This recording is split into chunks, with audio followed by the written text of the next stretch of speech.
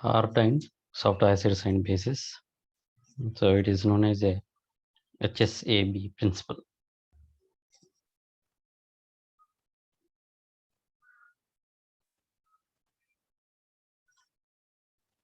So let's see what is hard and soft acids and bases or HSAB principles. So here quality concept it is introduced by the Rolf Pearson to explain the stability of metal complexes and the mechanism of their reactions, and also the bond which is present in between the metal and ligands. So by using this HSSB principle, we can easily explain the bonding nature in the complexes, and also the stability of metal complexes, and another one that is a mechanism of their reactions.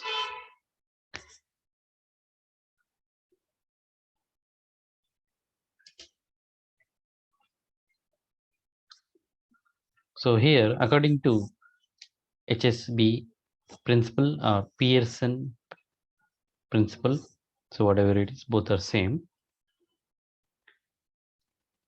So according to this principle, the Lewis acids and Lewis base can be further divided into hard or soft or borderlines. How many types? 3 types. The Lewis acids and bases are classified or further divided into hard or soft or borderlines. Yes, we know that what is the Lewis acid and basis. Lewis acid means the electron receptors. So that is known as Lewis acids. And Lewis bases means which are giving the electrons. So giving the electrons, so that species are known as Lewis base. So furtherly, the Pearson classified the Lewis acids and bases into 3 types. So what are they? Hard, soft, and borderline types. So here are some characteristics of the hard, soft borderlines. So first of all, if you see the hard acids, so which are known as hard acids, and hard acids must possess these characteristics, then only they are known as hard acids. So here, hard acids must be with the small radius. They must have the small radius and high positive charge species, and also low electronegativity, and next one, that is high energy LUMO. So when the species obey these 4 characteristics, then they are known as the hard acids. So what are they? Small ionic radius, high positive charge, and low electronegativity, high energy LUMO. And which we are known as soft acids. So here the some characteristics for the soft acids. So just opposite for the hard acids. See here, what is the first one? That is a large ionic radius. Soft acids must containing a large ionic radius. And next one, low positive charge and intermediate electronegativity, or just high electronegativity. And next one, that is a low energy LUMO, that is low unoccupied molecular orbitals. So these are the characteristics for the soft acids, and these are the characteristics for the hard acids. Now coming to the next one, that is hard base. So what are the characteristics for the hard bases? So that means which will act as a hard basis. So the hard bases must contain a small radius, high electronegativity, weak polarizability, and high energy HOMO, high occupied molecular orbitals. So these are the characteristics for the hard base. And what are the characteristics for the soft bases? That means which will act as a soft base. Now here the species which will have a large radius, intermediate electronegativity, high polarizability, and low energy HOMO. So that will act as a soft basis. Then what about the borderlines? See, the borderline Lewis acids and bases have intermediate properties. That means based on the situation of the reaction condition, sometimes they will act as a hot acids, sometimes they will act as a soft acids, and also hot bases and soft bases. So depending upon the reaction conditions, they will Lewis acids and bases will act as hot and soft acids and bases. Now see, here are some examples.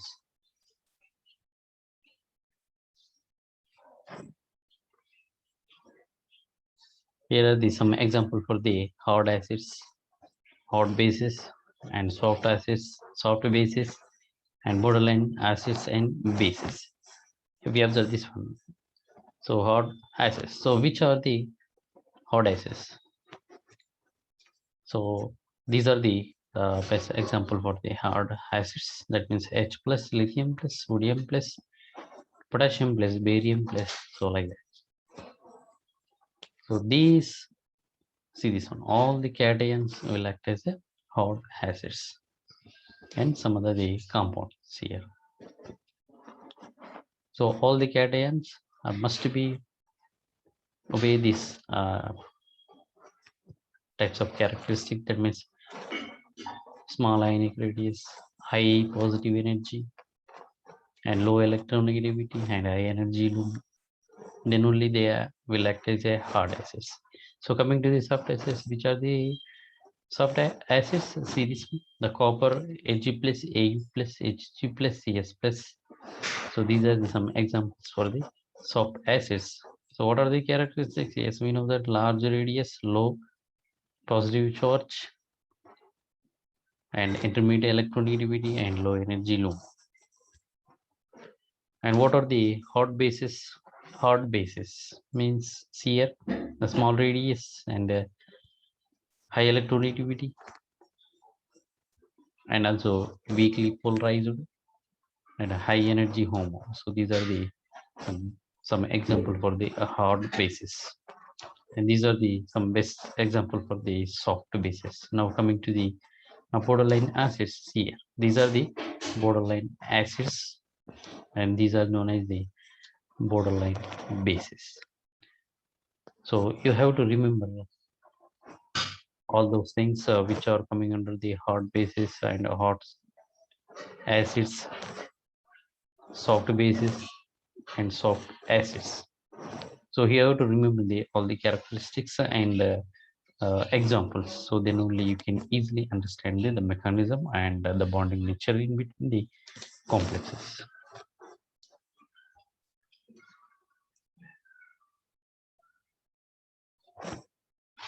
Then the most important one, that is HSAB principle. So what is HSAB principle or Pearson principle? So whatever it is, both are same. So here, according to HSAB concept, hard acids prefer binding to the hard bases to give the ionic complexes mostly, and whereas the soft acids prefer binding to the soft bases to give the covalent complexes. So this phenomenon is known as HSAB principle. If you see this one, in short, hard acids prefer to bonding with the hard bases only. The hard acids will not bonding with the are not favorable to bonding with the soft acids, as well as the hard bases will not be preferred to bonding with the soft bases. And also hard acids will not combine with the soft bases. That means mostly unstable complex they will form. And whereas the hard bases, that means soft acids, will not combine with the hard bases. If they form, they must be in unstable compounds. So what is the most favorable conditions? So always hard acid will prefer to bonding with the hard bases. Then they will give the most stable compounds. So when the soft acids combines with the hard base, preferably they will form a unstable compounds. So remember this one. So this phenomenon is known as HSAB principle. What is HSAB principle? According to HSAB concept, the hard acids preferred binding to the hard bases.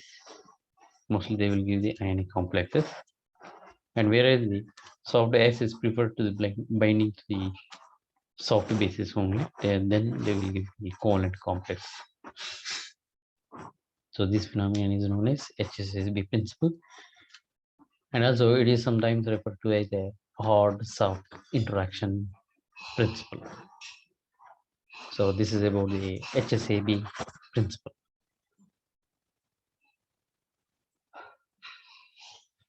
So why? Because see this one, when the hard acids and hard bases, when they combine with each other, they will give the mostly the ionic compound. So because the large electronegativity difference between the hard acids and hard bases. More large electronegativity difference means the in between these two hard acids and hard bases, I will have the ionic interactions. So coming to the see this one, the soft acids, when the soft acids and bases combines with each other, they will form mostly a more covalent complexes, because in between these two soft acids and soft bases will have the less ionic interactions. So that is why they will form the mostly covalent nature components. The intermediate, the interactions between the hard acid and soft base. See this one. The hard acid and soft bases, or soft acid and hard bases, are mostly polar covalent and tend to be more reactive or less stable. They will form a very less stable complexes or compounds when the hard acid combines with the soft bases, or soft acids when combines with the hard bases. They will form the less stable compounds or complexes. The polar compounds here are readily from either a more ionic or more covalent compounds.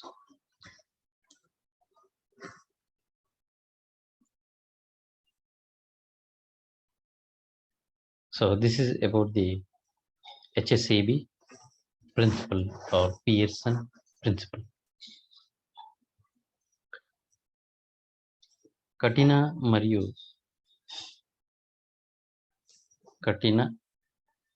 మరియు మృదు ఆమ్లాలు, క్షారం. So దీన్ని ఏమంటారంటే Pearson భావన, HSAB నియమం. So ఇప్పుడు చూద్దాం, మరి కఠిన మరియు మృదు ఆమ్లాలు, క్షారాలు అంటే ఏమిటో ఇప్పుడు చూద్దాం, లేదా దీన్ని HSAB నియమం అని అంటారు. సో ఇక్కడ మనకి ఈ HSAB నియమాన్ని ఎవరు ప్రతిపాదించారంటే ముఖ్యంగా మనకి ఇక్కడ రాల్ఫ్ పియర్సన్ అనే శాస్త్రవేత్త మనకు ఈ HSAB నియమాన్ని గురించి వివరించడం జరిగింది. ఈ HSAB నియమం ఉపయోగించి మనం ఏం తెలుసుకోవచ్చు అంటే ఇక్కడ మనకు సంశిష్టంలో ఉన్నటువంటి బంధాల గురించి తెలుసుకోవచ్చు. అదేవిధంగా వాటికి సంబంధించినటువంటి స్థిరత్వాన్ని కూడా, అంటే సంశ్లిష్టాల యొక్క స్థిరత్వాన్ని తెలుసుకోవచ్చు. అదేవిధంగా వాటి మధ్య ఉన్నటువంటి బంధాన్ని కూడా మనం తెలుసుకోవచ్చు. అదేవిధంగా సంశ్లిష్టాలు ఏర్పడడానికి ఏ విధంగా ఏర్పడుతుంది అనేది కూడా మనకు ఈ HSAB ప్రిన్సిపల్ నియమాన్ని ఉపయోగించి మనం తెలుసుకోవడానికి అవకాశం ఉంటుంది. సో దీన్ని ఎవరు ప్రతిపాదించారు? ఇక్కడ మనకు పియర్సన్ అనే శాస్త్రవేత్త ప్రతిపాదించండు. సో ముఖ్యంగా మనం ఏం తెలుసుకోవచ్చు, ఇక్కడ స్థిరత్వం అంటే సంశ్లిష్టాల స్థిరత్వాన్ని తెలుసుకోవచ్చు. అదేవిధంగా ఈ మధ్య ఉన్నటువంటి బంధాల గురించి మనం తెలుసుకోవచ్చు. అదేవిధంగా చర్య విధానాన్ని కూడా మనం తెలుసుకోవడానికి అవకాశం ఉంటుంది. సో ఇక్కడ మరి మనం చూసినట్లయితే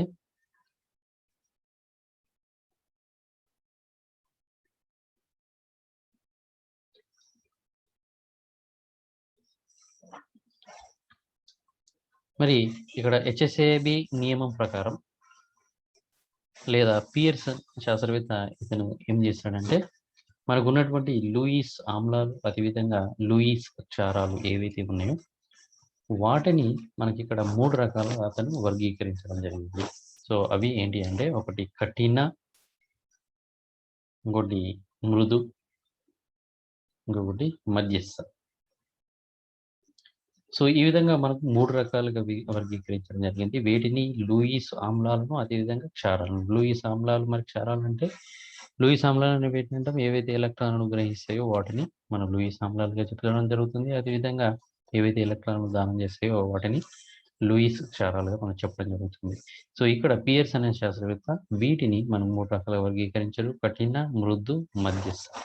మరి ఏవి కఠిన, మృదు మరి మధ్యస్థ ఆమ్లాలు మరి క్షారాలుగా ప్రవర్తించాలంటే వాటికి సంబంధించినటువంటి కొన్ని లక్షణాలను అతను ఇక వివరించడం జరిగింది.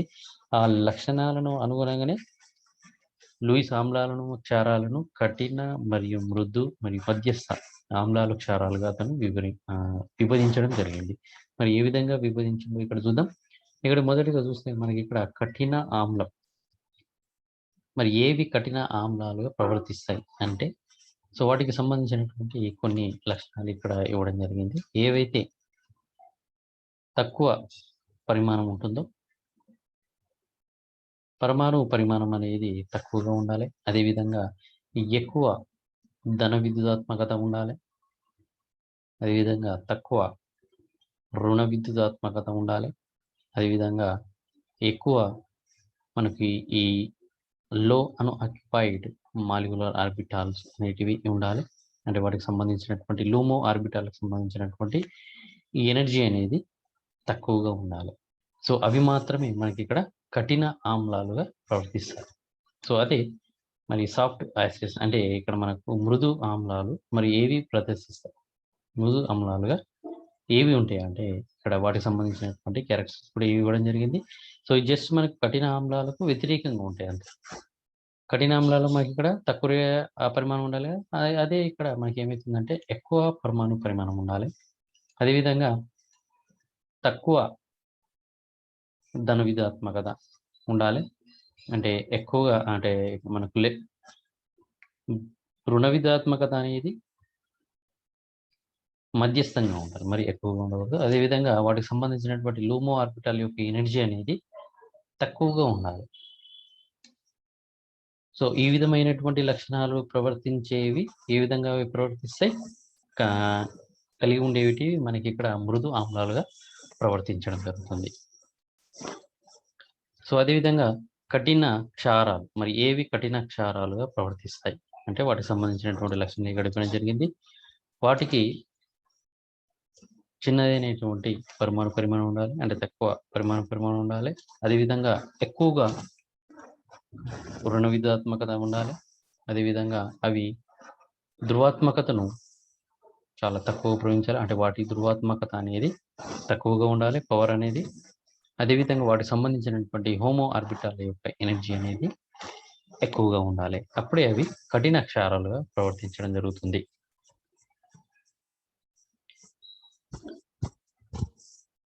అదేవిధంగా ఇక్కడ మనకి మృదు క్షారాలు మరి మృదు క్షారాలు వాటికి సంబంధించినటువంటి లక్షణాలు ఏంటి అంటే అవి వాటి యొక్క పరిమాణం అనేది ఎక్కువగా ఉండాలి. అదేవిధంగా మధ్యస్థమైనటువంటి రుణ విధాత్మకత ఉండాలి, అంటే మరి ఎక్కువగా ఉండకుండా తక్కువగా ఉండకుండా. అదేవిధంగా వాటికి సంబంధించినటువంటి ధ్రువ సామర్థ్యం అనేది ఎక్కువగా ఉండాలి. అదేవిధంగా వాటికి సంబంధించినటువంటి హోమో ఆర్బిటాల్ యొక్క ఎనర్జీ అనేది తక్కువగా ఉండాలి. అప్పుడే అవి మృదు క్షారాలుగా ప్రవర్తించడం జరుగుతుంది. అదేవిధంగా ఏవైతే వీటి మధ్యస్థంగా ఉంటాయో లక్షణాలు ఏవి కఠిన మరియు మృదు ఆమ్లాలు కానీ క్షారాలు కానీ మధ్యస్థంగా అంటే మధ్యస్థమైనటువంటి లక్షణాలు కలిగి ఉండేటటువంటి ఏవైనా సరే సమూహాలు అవి ఏ విధంగా ప్రవర్తిస్తాయంటే మనకి బోర్డర్ లైన్ వాటిని బోర్డర్ లైన్ అంటాం, లేదంటే మధ్యస్థ మృదు ఆమ్లాలు లేదంటే మధ్యస్థ క్షారాలుగా మనకు అక్కడ వివరించడం జరిగింది. సో వీటికి సంబంధించినటువంటి ఎగ్జాంపుల్స్ మనకి ఇక్కడ చూసినట్లయితే ఇక్కడ చూడండి, మనకి ఇక్కడ కఠిన ఆమ్లాలు. సో, కఠిన ఆమ్లాలకు సంబంధించినటువంటి ఇంతకుముందే మనం చూసినాం కదా! వాటికి క్యారెక్టరిస్టిక్స్ ఏంటి, లక్షణాలు ఏమి ఉండాలి. సో, వాటికి సంబంధించినటువంటి ఎగ్జాంపుల్స్, బెస్ట్ ఎగ్జాంపుల్స్ ఇక్కడ ఇవ్వడం జరిగింది. So, H+ lithium plus. So, వీటన్నిటి కూడా పరమాణు అనేది తక్కువగా ఉంటుంది. అదేవిధంగా ధనాత్మకత అనేది ఎక్కువగా ఉంటుంది. సో, ఇవి మనకు తెలిసిందే. సో, అదేవిధంగా ఇక్కడ మళ్ళా మనకి మృదు ఆమ్లాలు ఇక్కడ చూడండి. మృదు ఆమ్లాలు వాటికి సంబంధించినటువంటి మంచి ఉదాహరణలు ఏ విధంగా చెప్పొచ్చు అంటే ఇక్కడ చూడండి Cu+, He+, Au+ అంటే పరిమాణం ఎక్కువగా ఉండి ధనాత్మకత అనేది కొద్దిగా తక్కువగా ఉంటుంది. సో, వాటిని మనం ఇక్కడ ఏమంటాం మృదు ఆమ్లాలుగా వివరించడం జరిగింది. చూడండి అన్ని ఇక్కడ చూడండి ధన అయాన్లు అనేటివి ఏ విధంగా ప్రవర్తిస్తాయి, ఆమ్లాలుగా ప్రవర్తిస్తాయి. ఇది గుర్తుంచుకోండి. ఓకేనా. సో, అదేవిధంగా మనకు ఇక్కడ మళ్ళీ కఠిన క్షారాలు. మరి ఏవి కఠిన క్షారాలు? ఉదాహరణ చూస్తున్నట్లయితే ఇక్కడ చూడండి నెగెటివ్ అంటే రుణాత్మకత ఉన్నటువంటి సమూహాలు లేదంటే ప్రమేయ సమూహాలు ఏవైనా సరే అవన్నీ కూడా మనకి ఇక్కడ క్షారాలుగా ప్రవర్తించడం జరుగుతుంది. సో, ఇవి కఠిన క్షారాలు. అదేవిధంగా మనకి ఇవ్వడం జరిగింది మృదు క్షారాలు.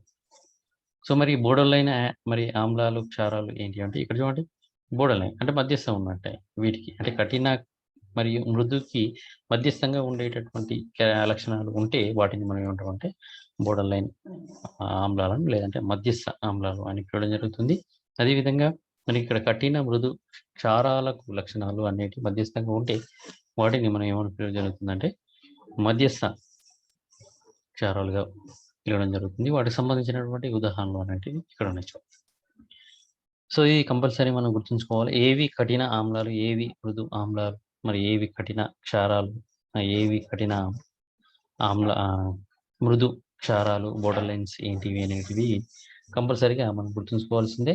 వాటికి సంబంధించినటువంటి లక్షణాలు అంటే ఏ కఠిన ఆమ్లాలకు ఏ విధమైన లక్షణాలు ఉండాలి, మృదు ఆమ్లాలకు ఏ విధమైనటువంటి లక్షణాలు ఉంటాయి అనేటివి మనం కొద్దిగా మనం గుర్తుంచుకున్నట్లయితే మనం ఈజీగా ఏదైనా సరే సమ్మేళనం ఇచ్చినప్పుడు మనం ఈజీగా గుర్తించడానికి అవకాశం ఉంటుంది. ఈ ఎగ్జాంపుల్స్ అనేటివి చూసుకోవాలి. మరి ఏ ఎగ్జాంపుల్స్ అనేటివి కఠిన మరి మృదు అనేటివి వచ్చేస్తాయి అనేది మనం ఈజీగా గుర్తుంచుకోవాలి.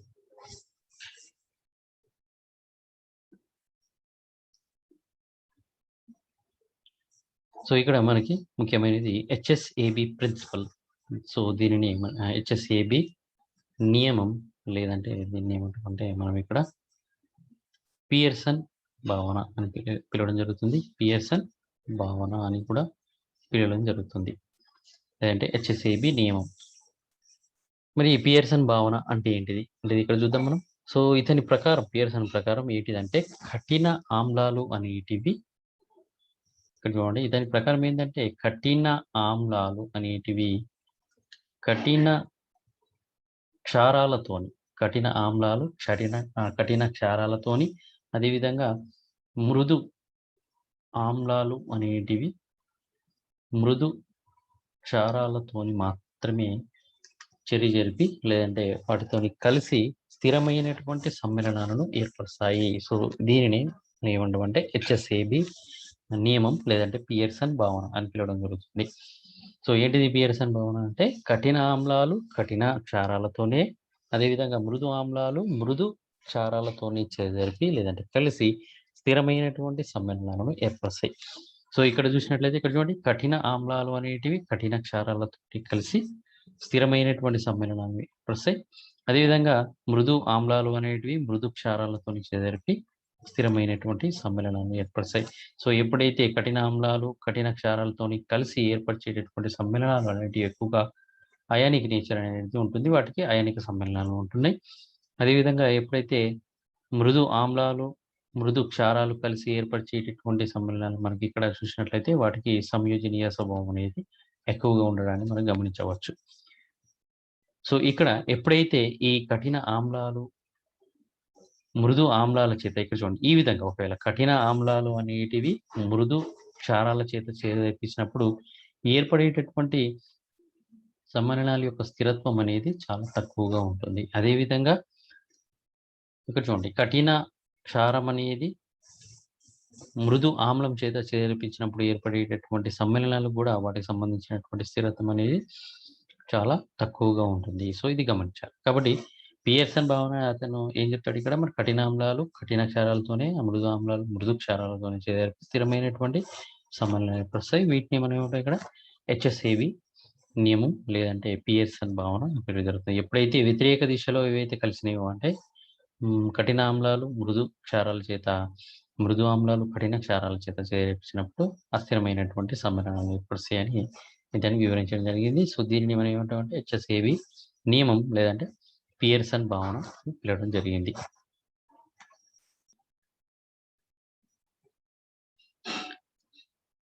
సో ఇక్కడ మనం గమనించినట్లయితే సో ఎప్పుడైతే కఠిన ఆమ్లాలు కఠిన క్షారాలతో చేర్పించినప్పుడు మనకు ఏ రకమైనటువంటి సమ్మేళనాలు ఏర్పరుస్తాయి? అయనిక సమ్మేళనాలు ఏర్పరుస్తాయి. ఎందుకంటే వాటికి సంబంధించినటువంటి కఠిన ఆమ్లాలు కఠిన క్షారాల మధ్య మనకు లార్జ్ ఎలక్ట్రోనెగేటివ్ డిఫరెన్స్ అనేది ఉండడం జరుగుతుంది. రుణవిధాత్మకతలో తేడా ఎక్కువగా ఉంటుంది కాబట్టి అయానిక్ ఇంటరాక్షన్స్ అయానిక ఆకర్షణ బలాలు వంటివి ఎక్కువగా ఉంటాయి. అందుకే అయానిక్ సమ్మేళనాలు అనేవి ఏర్పడతాయి. అదేవిధంగా ఎప్పుడైతే మనకి ఇక్కడ మృదు ఆమ్లాలు అదేవిధంగా మృదు క్షారాలు కలిసినాయో అప్పుడు మనకు అక్కడ వాటి మధ్య ఉన్నటువంటి ఎలక్ట్రోనెగటివిటీ రుణవిధాత్మకత అనేది చాలా తక్కువగా ఉండడం వల్ల ఇంటరాక్షన్స్ అనేటివి రెండింటి మధ్య ఇంటరాక్షన్స్ అనేవి ఆకర్షణ బలాలు అనేవి తక్కువగా ఉంటాయి. సో ఫలితంగా మనకు అక్కడ కోవలెంట్ సమ్మేళనాలు అనేవి సంయోజన సమ్మేళనాలని ఎక్కువగా ఏర్పడడానికి అవకాశం ఉంటుంది. సో ఎప్పుడైతే వ్యతిరేక దిశలో ఏది ఇక్కడ చూడండి, ఇక్కడ మనం చూస్తున్నట్లయితే కఠిన ఆమ్లాలు మృదు క్షారాల చేత లేదంటే మృదు ఆమ్లము కఠిన క్షారం చేత చేర్పించినప్పుడు మనకి ఎక్కువగా ధృవాలుగా ఉన్నటువంటి ఒక కోవలెంట్ బాండ్ అనేది మనకి ఏర్పడుతుంది. సో లేదా వాటికి ఒక స్టెబిలిటీ అనేది తక్కువగా ఉండడం అనేది జరుగుతుంది. సో ఎప్పుడైతే అటువంటి కలిసి ఏర్పరిచేటటువంటి సమ్మేళనాలు అంటే అయానిక్ నేచర్ ఉండొచ్చు, అయానిక్ స్వభావం ఉండొచ్చు, లేదంటే సంయోజన స్వభావం అనేది ఉండడానికి అవకాశం ఉంటుంది. సో ఇది మనకు హెచ్ఎస్ఏబి ప్రిన్సిపల్ లేదా పియర్సన్ ప్రిన్సిపల్, పియర్సన్ భావన. సో ఏదైనా కూడా ఇంత ఒకటి.